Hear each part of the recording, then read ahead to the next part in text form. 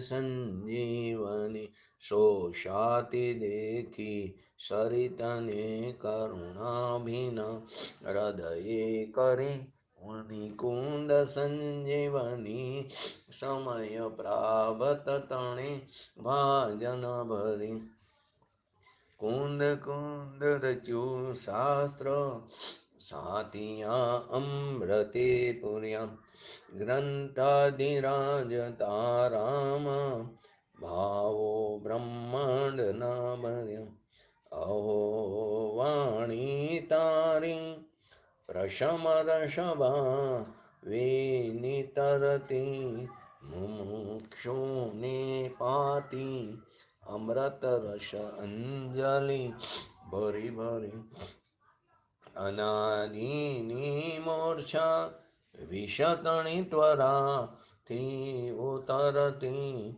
विभावेति थंभे स्वरूप भणी दौड़े परिणति तुझे निश्चय ग्रंथ भंग सगरा व्यवहार न वेदवा तू प्रज्ञाक्षिणी ज्ञानने उदयनी संदेशो छेदवा साथी साधकनो तुम्हानु जगनो संदेश महावीरनो विषमो भव क्लांतना हृदयनो तू पंथमु તીતણું સોણે તને રસ નિબંધ શિથિલ થાય જાણે તને હૃદય જ્ઞાની તણા જણાય તું રોચતા જગતની રુચિ આરસેસુ તું રીઝતા સકલ નાયક દેવ રીઝે बनावो पत्र कुंदनना रत्नो न अक्षरो लखी तथापि कुंद सूत्रो न अंकाये मूल्य न कदी तथापि कानवाणी न अंकाये मूल्य न कदी नमो रिंगणं नमो सिद्धणं नमो आयरणं नमो वजणं नमो लोये सवसावणं चत्तारी मंगलम अरिहंता मंगलम सिद्धा मंगलम साहु मंगलम केवली पंतो धर्म मंगलम चतारी शरणभुज चतारी मंगलम अरिहंता मंगलम सिद्धा मंगलम साहु मंगलम केवली पंतो धर्म मंगलम चतारी लोगोत्तमा अरिहंता लोगोत्तमा सिद्धा लोगोत्तमा साहु लोगोत्तमा केवली पंतो धर्म लोगोत्तमा चतारी शरण भोजामी अरिहंते शरण भोजामी सिद्धे शरण भोजामी साहु शरण भोजामी केवली पंतो धर्मो शरण भोजामी ओम नमो अरिहंताणम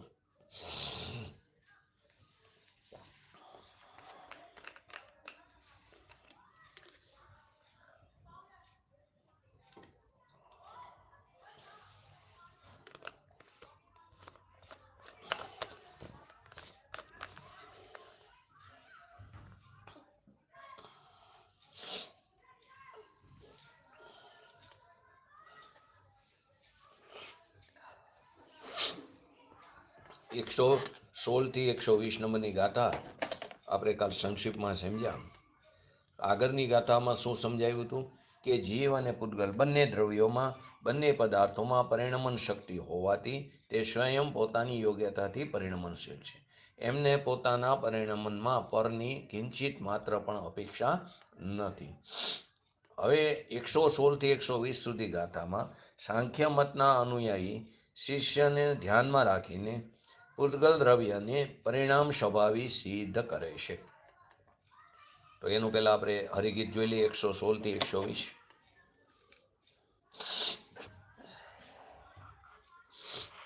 જીવમાં સ્વયં નહીં બદ્ધન સ્વયં કર્મ ભાવે પરિણમે તો એવું પૂતગલ દ્રવ્ય આ પરિણમ નહીં બને. અરે જો વર્ગણાકાર માર્તણી નહીં કર્મ ભાવે પરિણમે સંસારનો જ ભાવ અથવા સમય સાંખ્ય તણો ઠરે. જો કર્મ ભાવે પરિણામ આવે જીવ પૂતગલ જીવ તેને પરિણમાવે, જે સ્વયં નહીં પરિણમે. સ્વમેવ પૂદગલ દ્રવ્ય વળી જો કર્મ ભાવે પરિણમે, જીવ પરિણમાવે કર્મને, કર્મત્વમાં મિથ્યા બને. પૂદગલ દરવ જે કર્મ પરિણત, નિશ્ચય કર્મ જ બને. જ્ઞાનાવરણ ઇત્યાદિ પરિણત, તે જ જાણો તે ઘને. આ 6 ગાથાની અંદર 5 ગાથાની અંદર 116, 117, 118, 119 અને 120 એની અંદર શું કહેવામાં આવે છે કે આ 2 સિદ્ધાંત સિદ્ધ કર્યા. તો કે પૂદગલ દ્રવ્ય જીવમાં સ્વયં બંધાયું નથી અને કર્મ ભાવે સ્વયં પરિણમતું નથી. એમ જો માનવામાં આવે તો તે અપરિણામી ઠરે છે પૂદગલ દ્રવ્ય.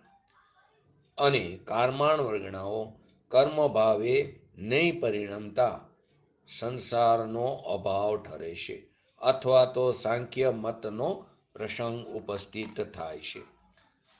બીજું, જીવ પૂદગલ દ્રવ્યોને કર્મ ભાવે જો પરિણામે, જીવ પૂદગલ દ્રવ્યોને કર્મ ભાવે પરિણામે એમ માનવામાં આવે તો પ્રશ્ન શું થાય કે સ્વયં નો પરિણમતી એ કારમાણ વર્ગણાઓને ચેતન આત્મા એ કેમ પરિણમી શકે?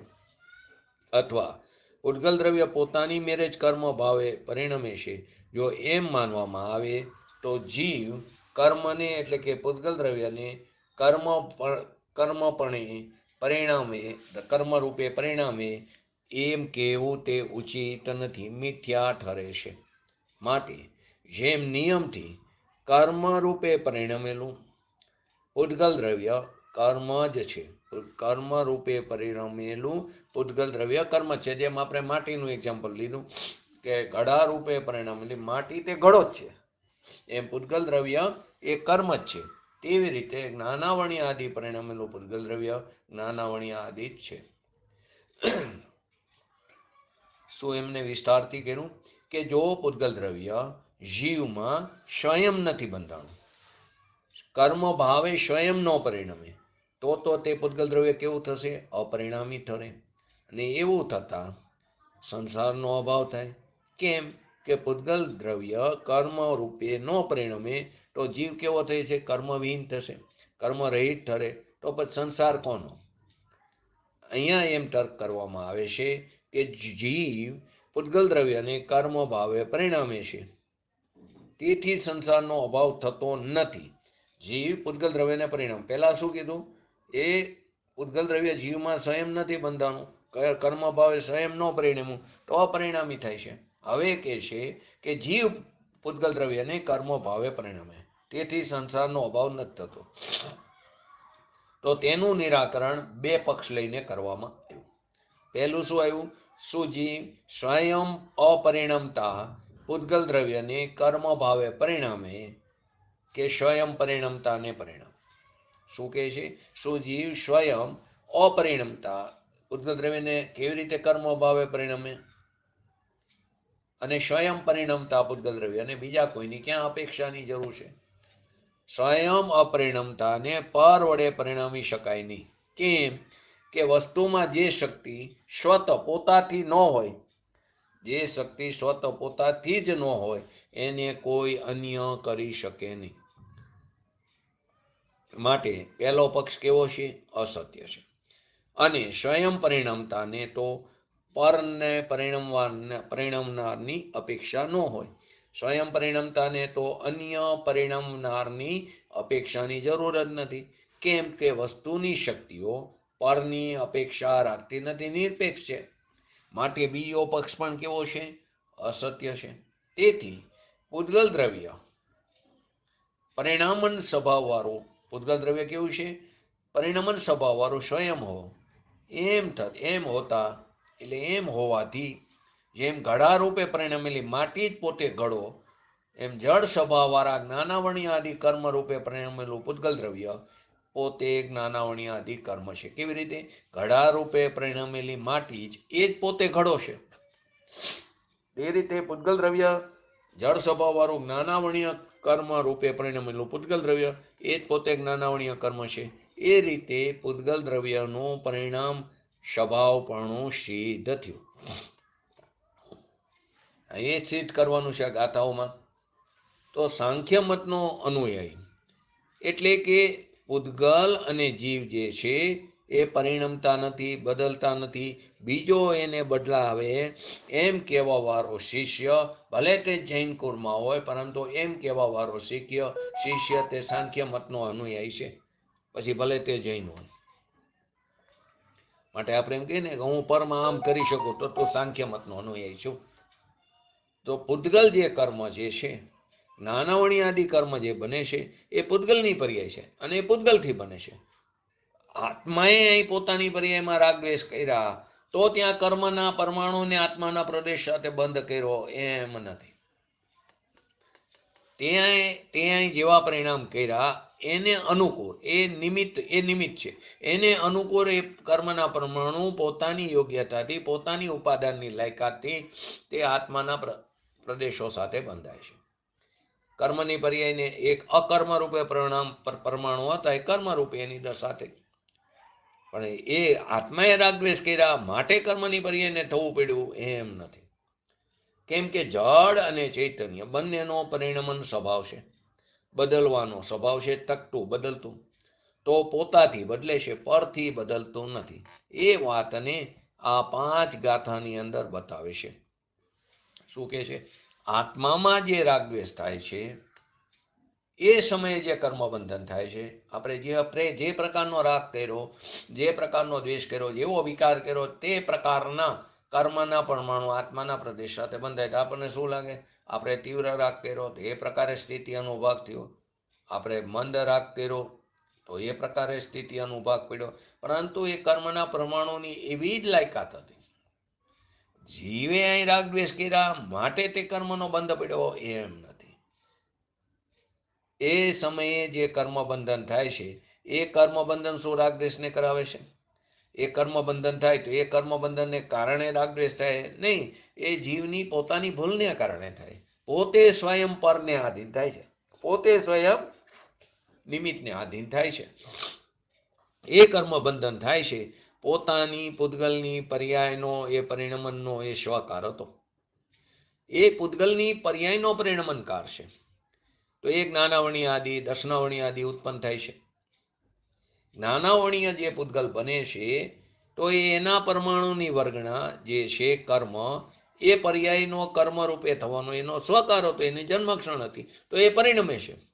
એ કર્મની જે પર્યાય થાય છે એ આત્માથી થાય એમ 3 કાળમાં શક્ય નથી.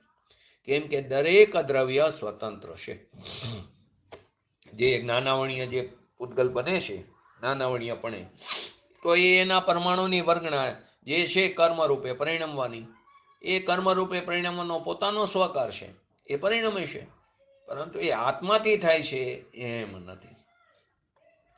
આત્મા કરતા અને ભોગતા કર્મનો એ વાત તો અહીં નથી. આત્મા તો પોતાનામાં અજ્ઞાન ભાવે કરે અજ્ઞાનને, જ્ઞાન ભાવે કરે જ્ઞાનને. એને કરે ને એને ભોગવે. પણ કર્મને આત્મા કરે અને કર્મને આત્મા ભોગવે એવું થતું નથી. અજ્ઞાન ભાવે અજ્ઞાનને કરે ને ભોગવે, જ્ઞાન ભાવે કરે જ્ઞાનને કરે ને ભોગવે. પરંતુ એ કર્મને આત્મા કરે અને કર્મને આત્મા ભોગવે એવું થતું નથી. તો શું કહે છે? પૂતગલ દ્રવ્ય જીવમાં સ્વયં નો બંધાયું થતું, એટલે કે જ્ઞાનાવર્ણીય પૂતગલ સ્વયં પોતાની પરિણીતિથી જો જીવ સાથે બંધન રૂપે ન હોય તો સ્વયં નો બંધાય નહીં, કર્મ ભાવથી સ્વયં પરિણમતું ન હોય તો, એટલે કે જ્ઞાનાવર્ણીય આદિ જે 8 કર્મ છે એ સ્વયં પોતાની પરિણીતિથી પરિણમે છે.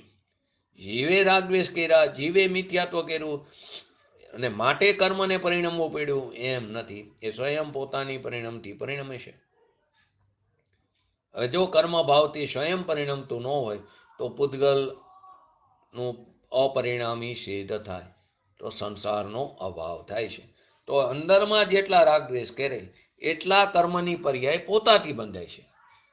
એ કર્મની પર્યાય એ પ્રકારે જ બંધાય, પણ એ પોતાથી બંધાય છે. જ્યારે અંતરમાં આવો નિમિત્તિક સંબંધમાં એમાં નિમિત્તની કોઈ અપેક્ષા નથી કે આવા રાગ દ્વેષ કર્યા માટે આ કર્મનો બંધ પડ્યો, એવું નથી. દેહ આદિની જે ક્રિયા થાય છે એમાં આત્માની અપેક્ષા કાંઈ પણ નથી. એ પરમાણુ શરીર છે, એ પોતાની પર્યાયપણે પરિણમે છે. આત્મા એને હલાવી શકે, બોલી શકે, ત્રણ કારમાં શક્ય નથી. એટલે કે અંદરમાં જેટલા રાગ દ્વેષ કરે, અજ્ઞાન કરે, એ પ્રકારે એ પ્રમાણે પૂતગલ કર્મની પર્યાય પૂતગલથી થાય.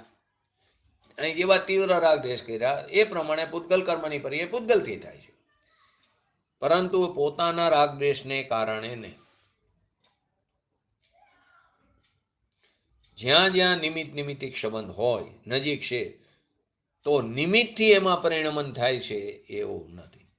રાગ દ્વેષ ભાવ કર્મને નિમિત્ત કીધું અને દ્રવ્ય કર્મને નૈમિતિક કીધું. તો દ્રવ્ય કર્મ બંધાણા એ ભાવ કર્મને કારણે નથી બંધાણા. નિમિત્તથી એમાં પરિણમન થાય છે એવું નથી. એની જગ્યાએ આખો દિવસ આપણે શું કરીશું? હું શરીરનું હલનચલન કરી શકું, હું શરીરને સાચવી શકું છું, હું વાણીમાં હું સમતોલન રાખીને બોલી શકું છું, શરીરને હું સાચું છું, પૈસાને સાચું છું, દુકાન ઉપર બેઠા હોય તો પૈસાની લેવડ દેવડ કરી શકું છું. એ બધી ક્રિયા જળની છે અને એ જળથી સ્વતંત્ર થાય, કેમ કે એ પણ એક દ્રવ્ય છે. તો દરેક દ્રવ્ય સ્વતંત્ર, નિરપેક્ષ, અહેતુક છે, આત્માથી નહીં. ભગવાનને આપણે સવારમાં જિનેન્દ્ર દર્શન કરતા હોય તો બે હાથ જોડી ભગવાનને, તો એ ક્રિયા આત્માએ નથી કરી.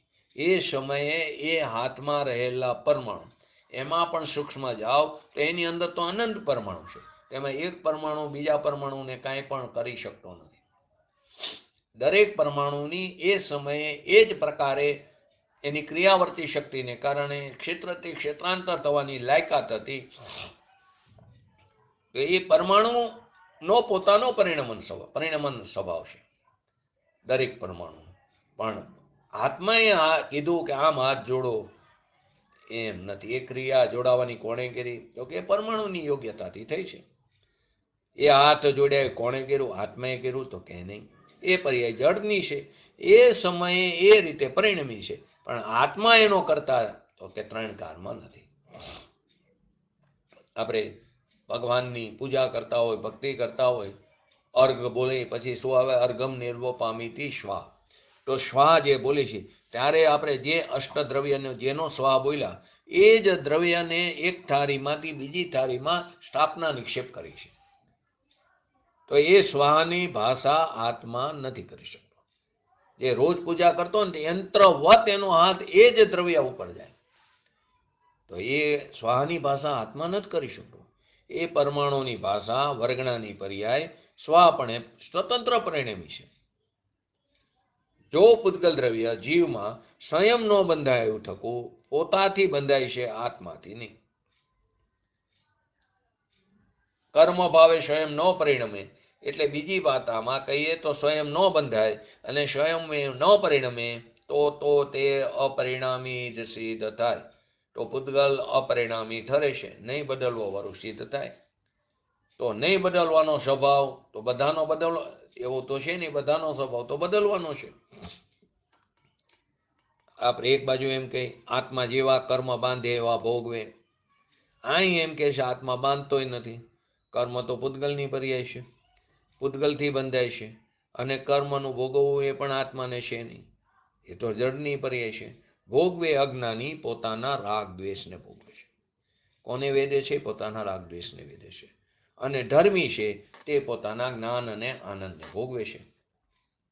કર્મનો ભોગવટો તો અજ્ઞાનીને પણ નથી, જ્ઞાનીને તો નથી, પણ કર્મનો ભોગવટો અજ્ઞાનીને પણ નથી. તો અજ્ઞાનીને શેનો ભોગવટો હે? પોતાના અજ્ઞાનનો, સ્વરૂપ પ્રત્યેની અસાવધાનીનો, રાગ દ્વેષને ભોગવે છે. ને ધર્મી છે તે પોતાની વિતરાગતાને ભોગવે છે. કર્મનો ભોગવટો તો અજ્ઞાનીને પણ નથી. દુનિયાથી આ વાત આખી અલગ છે, ભિન્ન છે. પૂતગલ જો પોતાથી કર્મપણે ન પરિણમે તો જીવની સાથે કર્મ બંધન છે જ નહીં, તો પછી સંસારનો અભાવ થઈ જશે, સંસાર જ નહીં રહે. સંસારની રે તો મોક્ષનો અભાવ થશે, દ્રવ્યનો અભાવ થશે. તો કર્મ પોતાથી પૂતગલ પોતાથી કર્મ રૂપે ન પરિણમે તો આત્મામાં કર્મ તો છે નહીં. તો નિમિત્તપણું કર્મનું નહીં રહેતા સંસારનો પણ અભાવ થઈ જશે. કેમ કે જો પૂતગલ દ્રવ્ય કર્મ રૂપે ન પરિણમે તો જીવ કર્મ રહિત એટલે કે સિદ્ધ થઈ જશે, આત્મા કર્મ રહિત થઈ જશે. નિમિત્તપણે તો છે ને, તો કે નિમિત્તપણું પણ ન રહ્યું તો પછી સંસાર કોનો? અહીં જો એમ તર્ક ઉપસ્થિત કરવામાં આવે કે જીવ પૂતગલ દ્રવ્યને કર્મ ભાવે પરિણમે, તેથી સંસારનો તો અભાવ ન થાય, સંસારનો અભાવ ન થાય તો પણ પૂતગલ કર્મની પર્યાયને પરિણામે એમ જો કોઈ કે તો સંસારનો અભાવ નથી થતો. તો એનું નિરાકરણ લઈને બે પક્ષ લઈને વાત કરવામાં આવી. તો શું જીવ સ્વયં જે અપરિણમતા પૂતગલ દ્રવ્યને કર્મ ભાવે પરિણામી શકે? જે પોતે જ સ્વયં અપરિણામી છે એને બીજું દ્રવ્ય કેવી રીતે પરિણામી શકે? અને બીજું, જે દ્રવ્ય સ્વયં પરિણમે છે એને બીજા દ્રવ્યની કોઈ અપેક્ષા નથી. બીજા તર્કમાં પૂતગલ દ્રવ્ય કર્મ રૂપે પરિણમતું નથી, તો જીવ થોડું એને કર્મ રૂપે પરિણમે છે? જીવ એને કર્મ રૂપે નથી પરિણમતું.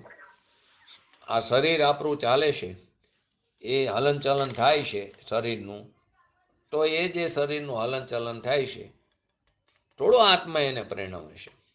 એ નહીં પરિણમતું. ધારો કે એ સ્વયં ન પરિણમે તો આત્મા જે સ્વયં ન પરિણમે એને કેવી રીતે પરિણમી શકે?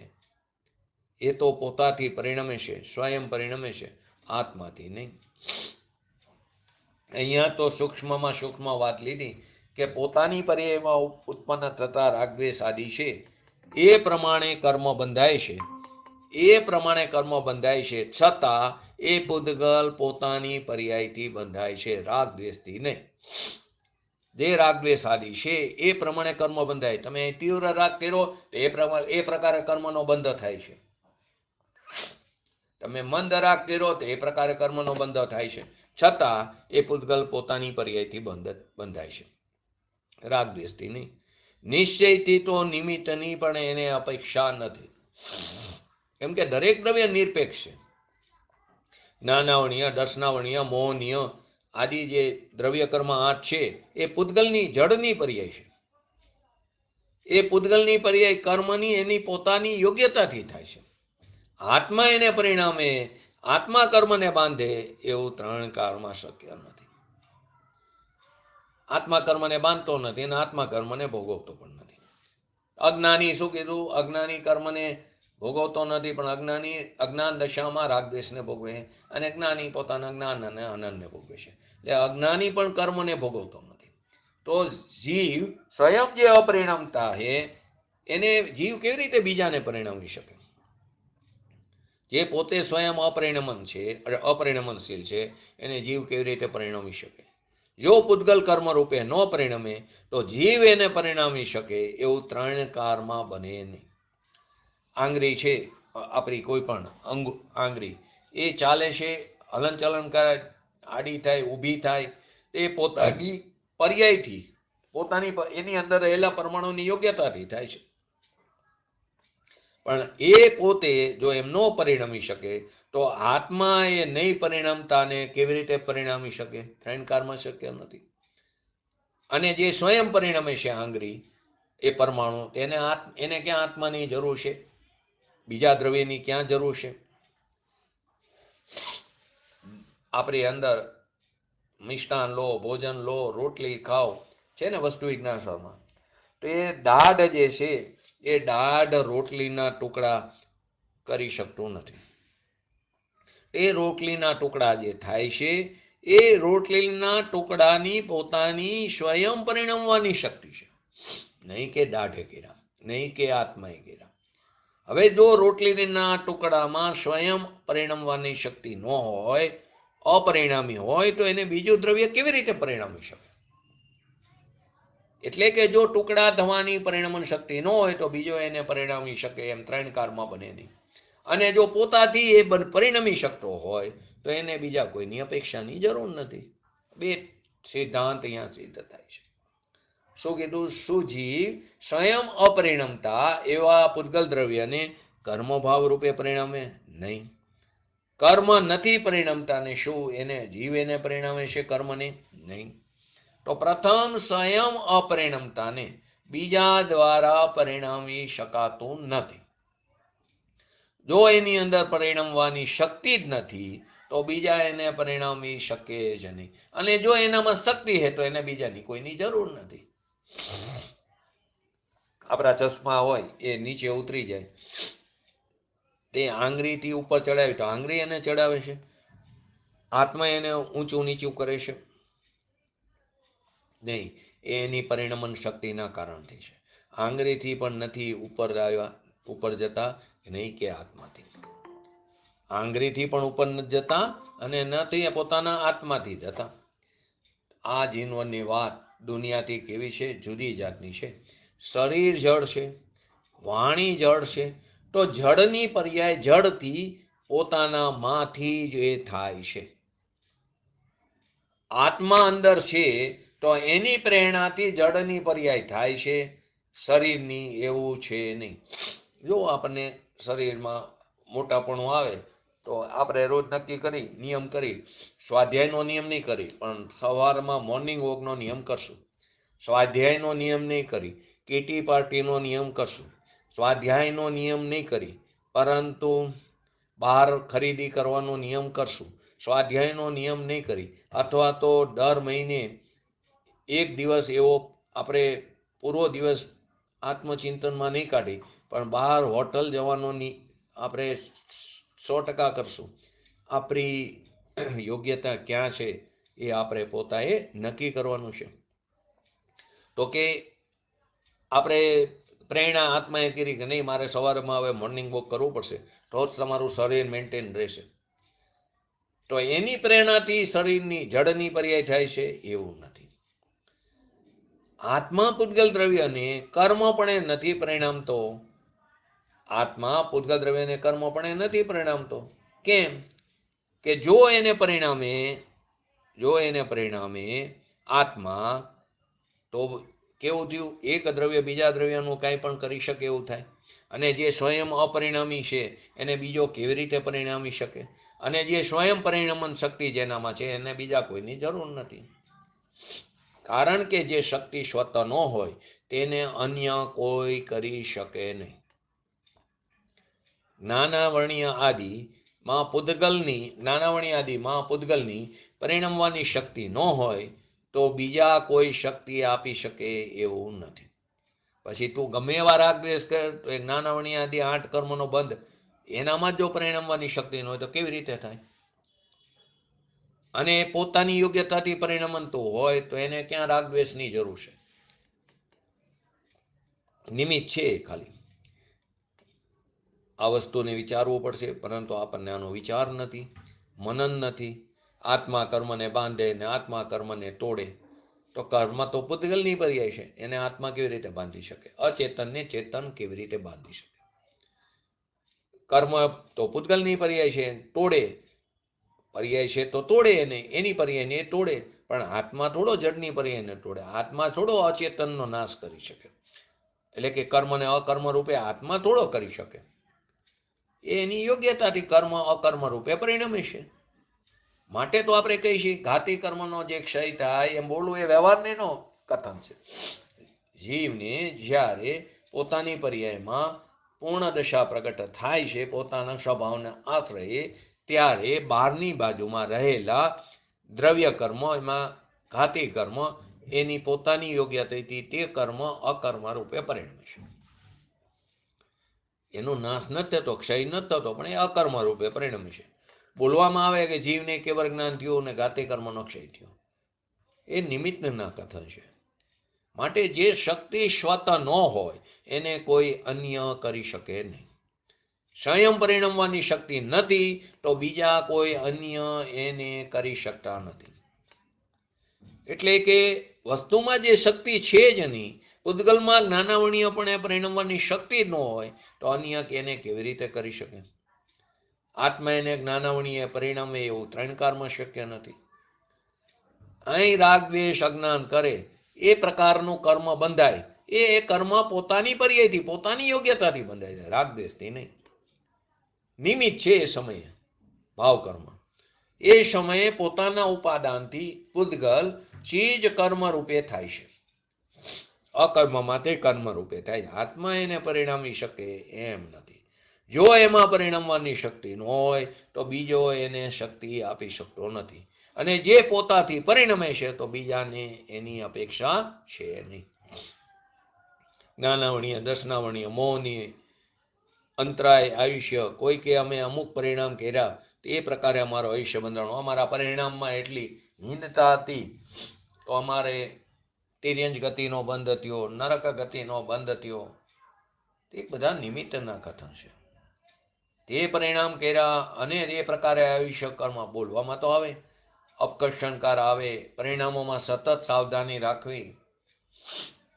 તો એ આયુષ્ય જે બંધાણું એ આયુષ્યના પરમાણુ આયુષ્યપણે પરિણમવાની શક્તિથી પરિણમ્યા છે, એની યોગ્યતાથી પરિણમ્યા. ત્યારે સામેની બાજુ અનુકૂળ વસ્તુ, તારા પરિણામ તે પ્રકારના હોય, તારા પરિણામહીન હશે તો તે પ્રકારના આયુષ્યના પરમાણુ પરિણમશે. પણ એ પરિણમે હે પોતાની યોગ્યતાથી, નહીં કે તારા પરિણામને કારણે. સ્વચ્છંદી બનવા માટેની વાત નથી. ગમે હું પરિણામ કરો એ તો એ જ પ્રકારના પરમાણુ જે બંધાવાના એ બંધાશે. સ્વચ્છંદી તો આવું વિચારે ને, ભગવાનના જ્ઞાનમાં જે આવ્યું એ આવશે, થશે એ પ્રકારે. તો કે તારી હોનાર જ ખોટી છે. તું અત્યારે પરિણામોમાં ધ્યાન નહીં રાખ તો એ જ પ્રકારના આયુષ્યના પરમાણુ ભલે એની યોગ્યતાથી બંધાય છે, પણ એ પ્રકારના આયુષ્યના પરમાણુ બંધાશે તો ક્રમે ક્રમે તું નીચ ગતિને પ્રાપ્ત થતો જઈશ. આયુ કર્મમાં નિમિત્ત પરિણામ થયા આપણા, પણ એ પરિણામ આયુષ્યના પરમાણુને પરિણામી શકે એમ નથી. એ આયુષ્યના પરિણામ જે બંધાણા એ પૂતગલની પર્યાયથી બંધાણા છે. જો એ પૂતગલની પરિણમવાની શક્તિ ન હોય તો બીજો કોઈ એને શક્તિ આપી શકતો નથી. અને જો પોતામાં શક્તિ હોય તો એને બીજા કોઈની અપેક્ષા નથી. એટલે કે બે સિદ્ધાંત થયા. જો વસ્તુમાં જે શક્તિ સ્વત ન હોય એને અન્ય કોઈ કરી શકે નહીં. માટે પહેલો પક્ષ, જે આપણે આગળથી બે પક્ષ ચાલુ, તો પહેલો પક્ષ અસત્ય છે, જૂઠો છે. અને સ્વયં પરિણમતાને પર પરિણમનારની અપેક્ષા ન હોય. કર્મ છે એ પોતાની પર્યાયથી પરિણમે છે, એને બીજાની અપેક્ષા નથી. અને પરિણમતું નથી તો બીજા એને કોઈ પરિણમી શકતું નથી. માટે પહેલો પક્ષ તો અસત્ય છે અને સ્વયં પરિણામતાને પર અન્ય પરિણમનારની અપેક્ષા ન હોય. 8 કર્મની પર્યાય પૂતગલ દ્રવ્યથી પોતાની યોગ્યતાથી થાય છે. પૂતગલથી થાય, આત્માથી નહીં. જીવના વિકારથી થયું એ પ્રશ્ન જ નથી.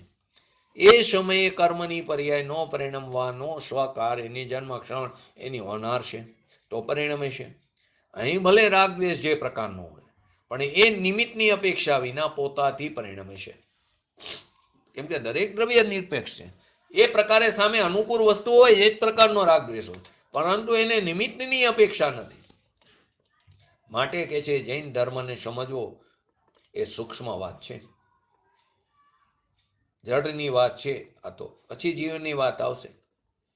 8 કર્મોની જુદી જુદી જાત છે. એ જુદી જુદી પર્યાયપણે પરિણમવું એ પરમાણુમાં એ સમય એવી તાકાત છે, એનું એ પ્રકારે વિભાજન થાય છે. જ્ઞાનાવર્ણીયપણે થવું, દર્શનાવર્ણીયપણે થવું, અંતરાયપણે થવું, મૌન્ય પ્રમાણે થવું, આયુષ્ય આદિ એ પ્રમાણે થવું. એ કર્મપણે એ પરમાણુની શક્તિ એમાં છે અને એનાથી એ પર્યાય થાય છે. દ્રવ્ય કર્મના રચકણ એની પોતાની યોગ્યતાથી એ પરિણમે છે. ધારો કે રૂપિયા છે, નોટ છે, એ જાય છે આવે છે એની યોગ્યતાથી આવજા થાય છે.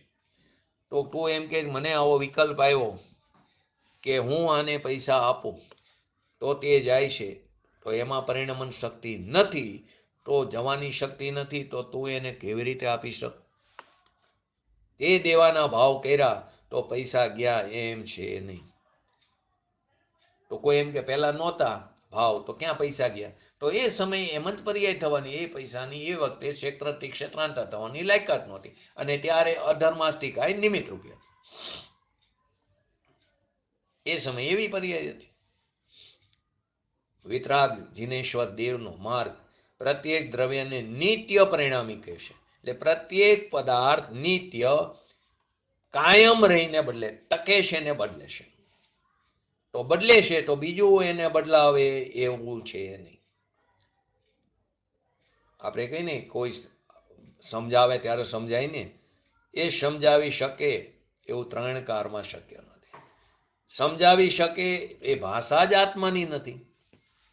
આત્મા ભાષાને કરી શકતો નથી. ત્રણ કારમાં એ ભાષા પૂતગલની પર્યાય છે.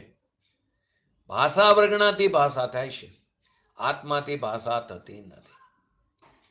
તો કે ભાષાથી શિષ્યને સમજમાં તો આવે, પંચમારાના અપ્રતિબદ્ધ શિષ્યને એ પોતાની સમજણથી, પરંતુ એનાથી એ સમજતો નથી. એના પોતાની ઉપાદાનની યોગ્યતાથી ત્યાં સમજે છે. શબ્દ આવ્યો માટે સમજણમાં આવ્યું એમ નથી. ક્રમબદ્ધ શબ્દ આવ્યો માટે ક્રમબદ્ધ પર્યાયની શ્રદ્ધા થઈ એમ નથી. એ સમજણ પોતાની યોગ્યતાથી એને સમજણમાં આવે છે, પોતાના ઉપાદાનની યોગ્યતાથી સમજે છે. શબ્દ જડ છે, એ ભિન્ન ચીજ છે અને એનાથી એને સમજણમાં આવે છે એમ નથી. અને એની ઉપાદાનની યોગ્યતાથી એને સમજણમાં આવે છે. એટલે આ બધું જગતથી ઊંધું છે. અને જગત ઊંધું, એનાથી આ ઊંધું. ઊંધાનું ઊંધું સવરું. ઘડો ઊંધો હોય એના ઉપર સવરો ઘડો ન બેસે, ઊંધા ઉપર ઊંધો જ રહે. એમ એક દ્રવ્યનો ઊંધો તર્ક છે કે એક દ્રવ્ય અમે બીજા દ્રવ્યને પરિણામી શકી, બદલાવી શકી, તો બધા દ્રવ્યોને અમે બદલાવી શકી એવી તારી માન્યતા થઈ. એ વિપરીત માન્યતા છે. બે વસ્તુ થઈ કે પૂતગલ કર્મ રૂપે પરિણમવાની શક્તિ છે તો પરિણમે છે, શક્તિ નથી ને એ પરિણમે છે નહીં. એનામાં છે શક્તિ તો એ પરિણમે છે. જો પરિણમવાની શક્તિ છે તો એને બીજાની કોઈની અપેક્ષા નથી, અને પરિણમવાની શક્તિ નથી તો બીજો કોઈ એને શક્તિ આપી શકતો નથી. હવે પ્રશ્ન હતો, આ બધી વસ્તુને આપણે તો ધર્મ પ્રગટ કરો એમાં શું કામ છે? તો કે આ જ મોટી સિદ્ધાંત સમજવાનું. કેમ કે અનાદિકાળથી તું શું માને કે હું જળની પર્યાય મારાથી થાય છે. સૌથી વધુ સંબંધ કોની સાથે? એક ક્ષેત્ર વગા જે શરીર છે એની સાથે. એ મારાથી થાય છે. તો કે એ માનો એવી માન્યતા, એ તારું મિથ્યાત્વ છે, તારી દ્રષ્ટિ મિથ્યાત્વ છે. તારામાં રાગ થાય છે એ કર્મથી થાય છે, એ દ્રષ્ટિ મિથ્યાત્વ છે. શું કરી અમારે અંતરાય કર્મનો ઉદય છે, શું કરી અમારે જ્ઞાનાવણીય કર્મનો ઉદય છે, તમને કંઈ સમજાતું નથી. ખરેખર પોતાની યોગ્યતા નથી. રાગ દ્વેષ વિષય વાસના આદિ મારાથી ઉત્પન્ન થાય, કર્મને કારણે નહીં. કર્મને કારણે થાય છે, જૂઠ છે. રાગ દ્વેષ પૂતગલના પરિણામ છે. એવું કે એક બાજુ એમ કહો છો રાગ દ્વેષ વિષય વાસના આદિ મારાથી ઉત્પન્ન થાય આ ગાથામાં, અને ક્યારેક એમ કહેવામાં આવે કે રાગ દ્વેષ પૂતગલના પરિણામ છે. પરંતુ અહીંયા કઈ અપેક્ષાએ કીધું છે? એ જીવનો સ્વભાવ નથી એ સિદ્ધ કરવા માટે, એ પર્યાયનો વિભાવ સ્વભાવ છે એ સિદ્ધ કરવા માટે એ પૂતગલના પરિણામ કીધા છે. અહીં તો પોતાની પર્યાય રાગ દ્વેષ આદિ પોતાથી થાય છે, કોઈ પરને કારણે નથી થતી. તું પોતે સ્વયં પર સ્વનું લક્ષ્ય નથી કરતો, અને પોતાની ભૂલને કારણે સ્વ તરફથી લક્ષ્ય ચોકીને તું સ્વયં પરને આધીન થાય, તો એને કારણે એ સમયની પર્યાયની પોતાની યોગ્યતાથી, એ પર્યાયની જન્મ ક્ષણથી, એ પર્યાયના પોતાના ષષ્ઠકારકોને કારણે રાગદ્વેષ આદિ ઉત્પન્ન થાય. અહીં અત્યારે સિદ્ધ કરવું. અને જ્યારે એમ કહેવામાં આવે કે રાગદ્વેષ પૂતગલના પરિણામ છે, તો ત્યાં એ જીવનો સ્વભાવ નથી એ અપેક્ષા સિદ્ધ કરવી છે. માટે જ્યાં જ્યાં જે અપેક્ષા હોય તે પ્રકારે સમજવું. સ્વભાવની દ્રષ્ટિ બતાવી હોય તો સ્વભાવ તો ત્રિકાર આનંદ કંદ સ્વરૂપ છે. એ દ્રષ્ટિની અપેક્ષા વિકાર પરિણામ તે પૂતગલ છે. અહીંયા નિમિત્તને આધીન થાય એવું કીધું, કર્મને આધીન, પરને આધીન થાય છે. થયા છે પોતાથી, છતાં તે પોતાના સ્વભાવમાં રાગ દ્વેષ કરવાની શક્તિ નથી. કોઈ એવી શક્તિ નથી, કોઈ એવો ગુણ નથી જે વિકાર રૂપે પરિણમે. દ્રવ્ય તો ત્રિકારી શુદ્ધ છે, પણ એની અંદર રહેલા અનંતા ગુણ પણ ત્રિકારી શુદ્ધ છે. એનામાં કોઈ એવો ગુણ નથી જે વિકાર રૂપે પરિણમન કરે. તો અહીંયા સ્વભાવની દ્રષ્ટિ કરાવવા વિકારને જે કર્મની પર્યાયમાં થાય છે એ કર્મના નિમિત્તને આધીન થાય છે. કર્મની જે દ્રવ્ય કર્મ છે એને આધીન થાય છે વિકાર. એમ બતાવવામાં આવ્યું, એમ બતાવીને છોડી દેશે. પણ અત્યારે એ વાત નથી. અહીંયા તો રાગ દ્વેષ અજ્ઞાન હું મારાથી કરું છું. એકવાર એમ પણ આવે કર્મનો ઉદય આવ્યો ને તારે રાગ કરવો પડ્યો, એવું નથી. કોઈ એમ કે સ્ત્રી વેદનો ઉદય છે તો અમને વિષય વાસનાના પરિણામ થાય છે, એવું નથી. પુરુષ વેદનો ઉદય છે તો અમને વાસના થાય છે, એવું પણ નથી. સ્વતંત્ર છે દરેક દ્રવ્ય. તારી વિકારી પર્યાય કરવામાં તું સ્વતંત્ર છે. એ સ્ત્રી વેદ કે પુરુષ વેદને કારણે નથી થતું. કર્મથી વિકારી પર્યાય થઈ છે એવું છે નહીં. એમ કર્મની પર્યાય આત્માથી થઈ છે એમ પણ નથી. તો સ્વયં પરિણમતાને પર પરિણામનારની અપેક્ષા ન હોય. ત્રણ કાળમાં અપેક્ષાની ના પાડે છે. પૂતગલ કર્મ રૂપે પરિણમે છે સ્વયંમે, તો એને બીજાની અપેક્ષાની ક્યાં જરૂર છે? માટે આ બધું સમજવા માટે બહારથી પણ નિવૃત્તિ લેવી જરૂરી છે. પછી મનન કરી શકશું. એકવાર એના સાંભળવામાં તો આવે તો ચિંતન મનન મંથન થશે. સમજાય એવી વાત છે, પોતાની વાત છે. પરંતુ આખો દિવસ બહારની ક્રિયામાં એટલા બધા રચ્યા પૈચા છે, આ વસ્તુ તરફ દ્રષ્ટિ જ નથી થતી. બસ જડની પર્યાયને હું કરી શકું તો એમ કે જડની પર્યાય આત્મા કરી શકતો નથી. જડની પર્યાય જડ કરે છે. કોઈ એમ કે જડની પર્યાય જડ કરે છે એમ માનીને અમે ધંધો કરીએ તો શું વાંધો? દુકાન પર દુકાનની, તો કે દુકાન ઉપર દુકાનની ક્રિયા તું કરી શકતો જ નથી. દુકાનની કોઈ પર્યાય પૈસા લેવા દેવા, માલ લેવો દેવો, એ આત્મા કરી શકતો જ નથી. ત્રણ કાળમાં એ જડની પર્યાય છે. અભિપ્રાયમાં હોવું જોઈએ કે જડની પર્યાય જડ કરે છે. હું તો માત્ર તેનો જ્ઞાતા દ્રષ્ટા છું. સ્વયં પરિણામતાને અન્ય પરિણામનારની અપેક્ષા નથી. પરમાણુ પોતાથી સ્વયં પરિણમે છે. લાકડી છે, પૂજ્ય ગુરુદેવશ્રીની લાકડી, એક લાકડી એક જગ્યાએથી ગુરુદેવના હાથથી બીજી જગ્યાએ ગઈ, તો એ પરિણમન એની શક્તિથી આવ્યું, આંગળીને કારણે નહીં, એમના હાથને કારણે નહીં. કેમ કે એક દ્રવ્ય બીજા દ્રવ્યને અડતું જ નથી. ત્રીજી ગાથા સમયસારમાં અનંત આત્માઓ અને અનંત પરમાણુ. ભગવાન શું કહે છે? એક દ્રવ્ય તે પોતાના ગુણ પર્યાયને ચુંબે એટલે સ્પર્શ કરે છે, પણ અન્ય કોઈ દ્રવ્યને ચૂમતું નથી. ટીકાની અંદર છે ત્રીજી ગાથામાં, તો સર્વ પદાર્થો એટલે કે પોતાના દ્રવ્યમાં અંતર્મગ્ન રહેલા પોતાના અનંત ધર્મોના ચક્રને એટલે કે સમૂહને તે ચુંબે એટલે કે સ્પર્શ કરે છે. તો પણ જેઓ પરસ્પર એકબીજાને સ્પર્શ કરતા નથી,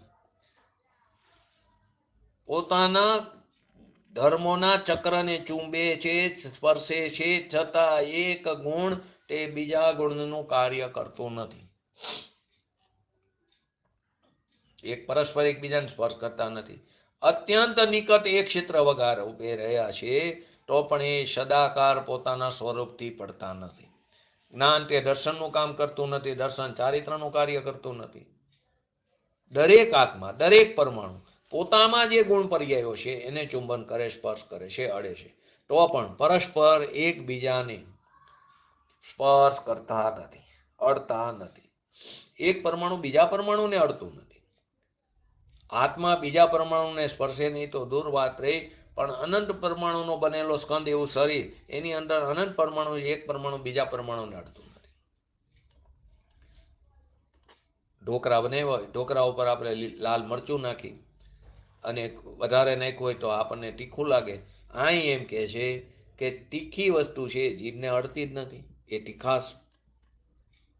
કેમ કે એક તત્વ પોતાના ગુણ પર્યાયને અડે છે, બીજા દ્રવ્યને સ્પર્શતું નથી. ઢોકળા ઉપર એ મરચું અડ્યું જ નથી, અને ઢોકળા ઓઠને એટલે કે ઢોકળા ઓઠને અડતા નથી, મરચું ઓઠને અડ્યું નથી. બીજા દ્રવ્યને સ્પર્શતું નથી, અડતું નથી. એક દ્રવ્ય બીજા દ્રવ્યને ચૂમતું નથી. આપણે નાનું છોકરું હોય, આપણું પોતાનું હોય કે નાનું હોય, વાલા હોય, તો આપણે એના હોઠને હોઠ એ ગાલ સાથે આપણે એના હોઠને અડાડ્યા, આપણા હોઠને એના ગાલ સાથે અડાડ્યા, તો એ હોઠ છે એને આત્મા તો ક્યારેય સ્પર્શો નથી અને આપણા હોઠ એના ગાલને પણ ક્યારેય સ્પર્શતા નથી. એ ગાલ ભીનો થયો એ પોતાથી થયો, પોતાની યોગ્યતાથી થયો છે. આવો જૈન ધર્મનો માર્ગ છે. સર્વજ્ઞથી જાણેલો અલૌકિક વાત છે. માટે અહીં કે સાંખ્ય મતના અનુયાયી, કેમ કે એવું માને કે એક દ્રવ્ય બીજા દ્રવ્યને પરિણામી શકે. હું શરીરની ક્રિયા કરી શકું, હું દાન આપી શકું છું, હું દયા પારી શકું છું, હું સંસ્થામાં વ્યવસ્થા બરાબર કરી શકું છું, હું દુકાન બરાબર ચલાવી શકું છું, હું ઘરનું હું ન હોય તો ઘર અવ્યવસ્થિત થાય, હું હોય તો જ ઘરની બધી વ્યવસ્થા બરાબર ચાલે. તો એ બધું સાંખ્યમતી થયું. ભલે તું જૈન ધર્મમાં હોય, જૈનમાં પણ કહે છે ને એવા કર્મ પોતાથી બંધાય છે. એ આત્મા કર્મ પોતાથી બંધે, એની જગ્યાએ આત્મા કર્મ બાંધે છે. તો એ સાંખ્ય મતના અનુયાયી છે, એ જૈન નથી. માટે અહીં શરૂઆતમાં કીધું કે સાંખ્ય મતના અનુયાયી શિષ્ય પ્રત્યે જૈનમાં આવ્યા છે, પણ સાંખ્ય મતને અનુસારે પોતાના પરિણામ પોતાથી છે એવું ન માનીને પરનું પરિણમન હું કરી શકું છું અને મારું પરિણમન પર કરી શકે એવું માનવા વાળા મિથ્યા દ્રષ્ટિ સાંખ્યમતી છે, જૈન નથી. જો ત્રીજી ગાથામાં આવ્યું ને, અનંત ધર્મોના ચક્રને ચૂંબે છે. દરેક પદાર્થો, બધા પદાર્થની વાત છે, પોતાના દ્રવ્યના પોતાના પદાર્થમાં અંતર્મગ્ન રહેલા પોતાના ધર્મના ચક્રને સમૂહને ચુંબન કરે છે, સ્પર્શ કરે છે. તથાપી પરસ્પર એકબીજાને સ્પર્શ કરતા નથી. હાથ છે એ શરીરને આપણે હાથને પગ ઉપર અડાડી કે જો હાથ મેં મારા પગ ઉપર અડાડ્યો, નથી અડી શકતું. અગ્નિને તું ક્યાં પ્રગટાવી શકીશ? એ સમયની પર્યાય એવી છે પરિણમન થવાની, એની યોગ્યતાથી પરિણમે છે. વીછીનો ડંખ, આપણે એમ કહીએ ને મને સર્પનો ડંખ લાગ્યો, વીછીનો ડંખ લાગ્યો, તો ખૂબ જ દુઃખ થાય, પીડા થાય. તો કે તને તારા શરીરને વીછી અડી શકતો જ નથી, તો દુઃખ તો થાય. એ વેદન તો કે એ રાગનું વેદન, દ્વેષનું વેદન છે. વીછીનો ડંખ આત્માને અને શરીરને પણ અડ્યો, આત્માને તો નથી અડતો પણ શરીરને પણ અડ્યો નથી. ડંખના પરમાણુ ભિન્ન છે, શરીરના પરમાણુ ભિન્ન છે, આત્મા ભિન્ન છે. માટે ત્રીજી ગાથાની અંદર દરેક પરમાણુ, પ્રત્યેક આત્મા, એક નિગોદના શરીરની વાત લો, એની અંદર અનંતા નિગોદિયા જીવ છે. એક શરીરમાં અનંતા જીવ છે, એક સાથે જન્મ મરણ કરે છે. સૂક્ષ્મ નિગોદિયા જીવો, લબ્ધિ અપર્યાપ્ત સૂક્ષ્મ નિગોદિયા જીવો શ્વાસોશ્વાસમાં 18 વખત જન્મ મરણ કરે છે. એક સાથે જન્મે, એક સાથે મરે. એક શરીરમાં અનંતા જીવ છે, છતાં તે એકબીજાને અડતા નથી. એ તો આપણે સોયની ટોચ ઉપરથી આપણે બધું સમજીએ છીએ. અંડર, આવાસ, પૂલવી આદિ એની વાત નથી કરતા. તો એ નિગોદ, લીલ, ફૂગ આદિ અનંતકાય, એની અંદર અનંત શરીર છે, ને એક શરીરની અંદર અનંત તેજસ અને કારમાન શરીર છે, અને ઔદારિક તો અસંખ્ય છે. તો એક પરમાણુ અને એક આત્મા એ એકબીજાને ક્યારેય અડતા નથી, સ્પર્શ કરતા નથી. આ વાત બેસવી અઘરી પડે, પણ વસ્તુ સ્વરૂપ તો આમ જ છે. જ્ઞાનમાં તો જીવ પકડાય છે, તો કે નથી પકડાણું જીવને. શરીરને પ્રાપ્ત થયા છે પોતે. આ મારું છે, મયનું છે અનાધિકારથી. આ પર્યાય શરીર તો માટી છે, જળ છે, એ તો રાખ રૂપે ફેરવાઈ જશે. આપણી ક્યાં ચીજ છે? આપણામાં એ ક્યાં છે? શરીરને આત્મા ચૂમતો નથી, અડતો નથી. શરીરને 3 કારમાં આત્મા ક્યારેય અડ્યો જ નથી, શરીર આત્માને ક્યારે અડ્યું નથી. શરીરને ને આત્માને સંયોગ ખરો ને? તો કે નહીં. એ ક્રિયા સંયોગની વાત છે, સંયોગ સંબંધ જ નથી. કેમ કે પર છે તદ્દન. 200 નંબરના શ્લોકમાં આવશે, નાસ્તિ સર્વોડપી સંબંધ, સર્વાપી સંબંધ નિષેધા. એક તત્વને બીજા તત્વ સાથે કોઈ પણ પ્રકારનો સંબંધ છે જ નહીં. એની જગ્યાએ દુનિયાએ આખા માર્ગને જ ફેરવી નાખ્યો. વ્રત કરો, ઉપવાસ કરો, એ બધું રાગ છે. પરની દયા પારે કે ન પારે, એના રાગથી દયા પરાતી નથી. પરને અડે નહીં તો દયા પરવાની વાત કેવી રીતે આવે? તો ત્રણ કારમાં પરને અડી શકતો નથી.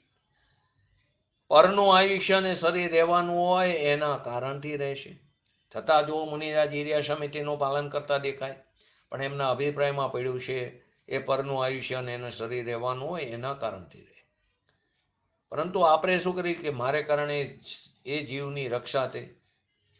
બીજા એમ કે હું દયા પારી શકું, પરને અડી શકે જ નહીં, તો દયા પારવાની વાત ક્યાંથી આવે? શાસ્ત્રની અંદર વારંવાર પાણીમાં માખી પડી હોય એનું એક્ઝામ્પલ આપે છે. કોણ કાઢી શકે? વિકલ્પ હોય, આંગળીથી નીકળવાની હોય તો નીકળે. તો કે ભાઈ પાણીમાં માખી પડી ગઈ હોય, એ માખી તારાથી નથી નીકળતી. એ આંગળીથી પણ આંગળી એને અડતી નથી, તો આંગળીથી પણ કેવી રીતે નીકળે? કેમ કે માખીને આંગળીઓ અડતી જ નથી. એ માખી પોતાના શરીરની પર્યાયથી તે ઊંચી આવે છે, બહાર આવે છે, બહાર નીકળી જાય છે. કેવી રીતે બેસે? દુનિયામાં જઈને કહે તો પાગલ માને. શરીર અનુકૂળ હોય, બહારના પૈસા અનુકૂળ હોય, ફાટમ ફાટ થઈ જાય. અહીંયા તો કે એક પરમાણુ બીજા પરમાણુને ક્યારેય અડતું નથી. એક આત્મા બીજા આત્માને ક્યારેય સ્પર્શતો નથી, અડતો નથી. તો આપણને કોઈ ભોજનમાં સ્વાદિષ્ટ લાગે, ખાટું લાગ્યું, ઘેરું લાગ્યું, એ ખાટાની પર્યાય ઘેરાની પર્યાય આત્માને અડી જ નથી. એટલે એક શરીરને બીજું શરીર સ્પર્શ કરે એ પણ ત્રણ કારમાં શક્ય નથી. માટે ભૂતનો વરગાડ થાય તો વૈક્રિક શરીર એ ક્યારેય ઔદારિક શરીરને અડે પણ નહીં.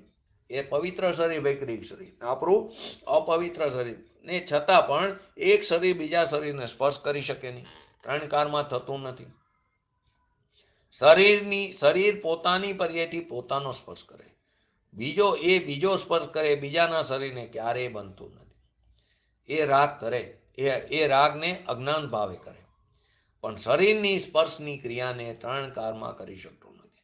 રાગ કરે એ પણ કર્મનો ઉદય છે, તો રાગ કરે છે એમ પણ નથી. એ સમયે એ રાગ દ્વેષ રૂપે પરિણમવાની એની યોગ્યતા હતી તો પરિણમે છે. માટે કહે છે કે અનંત દ્રવ્ય છે ને, તો ભગવાને અનંત આત્મા અનંત પરમાણુ કીધા. તો અનંત છે તો અનંતપણે રહે છે. તો અનંતપણે ક્યારે રહે? કે દરેક દ્રવ્ય ભિન્ન છે, તો એકબીજાને સ્પર્શીને રહે તો અનંતપણે નહીં રહે. એ ભિન્ન નથી રહેતા. માટે જે શબ્દ છે, જે શક્તિ સ્વતઃ હોય એને અન્ય કોઈ કરી શકે નહીં. પગ જે ચાલે છે એની પરિણમન શક્તિથી ન ચાલે તો આત્મા એને શક્તિ થોડી આપે હાલવા ચાલવાની. ત્રણ કારમાં બનતું નથી. પગથી ચાલે, આત્માથી નહીં. અને પગ જે જમીનને અડીને ચાલે છે, તો અહીં એમ કહે છે પગ છે એ પગના જે જળ પરમાણુ છે એ જમીનના પરમાણુ જમીનને ત્રણ કારમાં અડી શકતા નથી. એક દ્રવ્ય બીજા દ્રવ્યને સ્પર્શતું નથી. પગ જમીનને અડતો જ નથી, જમીનના આધારે પગ ચાલતો જ નથી. આવું વિતરાગ તત્વ સર્વજ્ઞ દેખ્યું છે. કેમ કે દરેક પદાર્થ પોતાના ગુણ પર્યાયમાં છે, બીજાના ગુણ પર્યાયમાં ક્યાંથી જઈ શકે? ગુણ પર્યાય એટલે કે એનું પરિણમન. અહીંયા તો ત્યાં સુધી લીધું કે તારી પર્યાયમાં ઉત્પન્ન થતા જે રાગદ્વેષ હોય અને કર્મબંધન હોય, તો એ કર્મબંધન તારાથી થયા છે એવું નથી. એ સમયમાં પૂતગલની પરિણમન શક્તિ કર્મ થવાની તાકાતથી એ પર્યાય થાય છે, એના ઉપાદાનથી થાય, તારાથી નહીં. આયુષ્ય પણ બંધાય, ભવિષ્યનું આયુષ્ય બંધાણું તે તારાથી નથી બાંધ્યું, તે બાંધ્યું નથી. એ આયુષ્યના પરમાણુની પર્યાયથી એ આયુષ્ય બંધાય છે, પણ આનાથી સ્વચ્છંદી નથી બનવાનું. એટલે કે પરમાત્મા એક તત્વને બીજું તત્વ ક્યારેય અડતું નથી. વસ્તુ જે છે તે ભિન્ન છે. ભિન્ન છે તો ભિન્નને સ્પર્શ કરી શકે નહીં, બસ. પછી આત્મા હોય કે પરમાણુ હોય, ભિન્ન ચીજ અને ભિન્ન ચીજ કોઈ સ્પર્શ કરી શકે નહીં. જે શક્તિ સ્વતઃ ન હોય એ અન્યને કોઈ કરી શકે નહીં. આ મહા સિદ્ધાંત છે. અને જે શક્તિ પોતાનામાં ન હોય એ બીજાને શક્તિ આપી શકે નહીં. આપણે આ જે જીભ ચાલે છે, આત્મા એને જીભ અડે દાંતની કે એને આપણે બોલી શકીએ, હાથમાં એને અડે એને હલાવી શકે એવું છે નહીં ત્રણકારમાં. પરમાણુમાં પરિણમન એવી ચાલવાની શક્તિ તો ચાલે છે, હાથમાં એને શક્તિ આપે એવું નથી. અંદર આપણને ગળ્યું ખારું ખાટું આદિ સ્વાદ આવે જીભ ઉપર, તો જીભ જે છે તે ગળ્યું હોય તો ખાંડ સાકરને અડતી નથી, ખાંડ સાકર જીભને અડતા નથી. કેમ કે બંને દ્રવ્યનો એકબીજામાં અભાવ છે, અત્યંત અભાવ. એક તત્વમાં બીજા તત્વનો અભાવ છે. અભાવ હોવાથી એક તત્વને બીજું તત્વ અડતું નથી, સ્પર્શ કરતું નથી. એના કારણથી દરેક ચીજ પલટાય છે, પલટો મારે છે. એને જો જાણીશ તો આપણું અભિમાન નીકળી જશે. હું શરીરને સાચવી શકું, હું વાણી સમતોલનથી બોલી શકું, હું સ્ત્રી કુટુંબ પુરુષ દીકરાને હું પારી શકું, હું પોષણ કરી શકું. ત્રણ કારમાં તું કરી શકતો નથી. અને તો જો તું એવું માની તો સાંખ્યમતી અનુયાયી છું. ઘણા બધા એક્ઝામ્પલ પૂજ્ય ગુરુદેવશ્રીએ લીધા છે. રામજીભાઈને પણ દરેક વખતે લે વકીલાતનું, તો કે એમ કહેવાય એ વખતે કે ધોરા દિવસે જજને પણ તારા બતાવી દે એવી દલીલ હોય કે તું દલીલ કરી શકતો જ નથી. વાણી તો જડની છે, એ વાણી આત્માથી નહીં, આત્મા એ વાણી કરી જ નથી. અહીં તો નજીકના નજીક સંબંધમાં પણ એ કરી શકે નહીં. રાગ દ્વેષ નજીકમાં નજીક છે, પોતાની પર્યાયમાં એ અજ્ઞાન થાય છે, ત્યાં કર્મબંધન થાય છે. તો એ કર્મબંધન પર્યાય પોતાથી થાય, સ્વયં થાય છે, રાગથી નહીં. જ્યાં નિકટ સંબંધ છે ત્યાં પણ પરિણમન એનાથી પોતાથી થાય છે. અને દૂર સંબંધ છે એવા સ્ત્રી કુટુંબ પરિવાર આદિ, એ તો ક્યાંય દૂર રહી ગયા, એના પ્રદેશો પણ ભિન્ન છે, એને આત્મા ત્રણ કારમાં કરી શકે નહીં.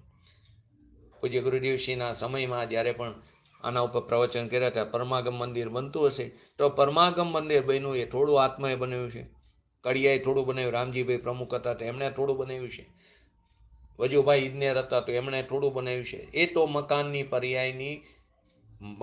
પર્યાય એ પરમાણુની એવી યોગ્યતા હતી, તો એ પ્રમાણે પરિણમ્યું. કોઈ એમ કે મારાથી બન્યું તો એ ભ્રમણા છે, અજ્ઞાન છે. ભગવાનની પ્રતિમા પધરાવી તો તે પ્રતિમાના પરમાણુ ભિન્ન છે અને આપણો ભગવાન આત્મા ભિન્ન છે. તો એ પરમાણુની ક્રિયા તું કરી શકે એવું છે નહીં. આપણામાં રાગ આવે પરંતુ એ શુભ રાગ છે, પણ એ બંધનનું કારણ છે. માટે ઘણીવાર છે ને કે જે આપણે ભગવાનને જ્યાં જીન મંદિરમાં બિરાજમાન કર્યા હોય તો એની આરતી કે એનું કંઈ પણ આવે તો આપણે સૌથી વધારે ઘી બોલી, મેં ભગવાનને બિરાજમાન કર્યા છે. તો આ તારી માન્યતા, મેં બિરાજમાન કર્યા છે, એ માન્યતા મિથ્યાત્વ રહે. તું ભગવાનની પ્રતિમાને પધરાવી શકતો જ નથી. એનો અર્થ એમ નથી કે ન પધરાવી શકે, પરંતુ મેં કર્યું, મારા વડીલોએ કર્યું એવું જો માન્યતામાં રહ્યું તો મિથ્યાત્વ છે.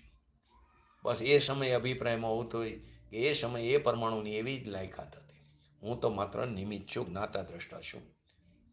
તો આ રીતે આપણે ઘણા બધા એક્ઝામ્પલો છે, એક્ઝામ્પલોને સમજીને આ ગાથાને યોગ્ય રીતે સમજી તો પૂતગલ દ્રવ્ય એ પરિણામ સ્વભાવી છે એમ સિદ્ધ થાય છે. અને આપણે દરેક દ્રવ્યની સ્વતંત્રતાને સમજીને આપણી પર્યાયમાં શીઘ્ર ને શીઘ્ર વિતરાગતા પ્રાપ્ત કરી એવી પરમ વિરલ ભાવના સાથે આજનું વ્યક્તિત્વ પૂરું કરું. જય જીનેન્દ્ર. હિનવાણી સ્તુતિ. હા બોલો.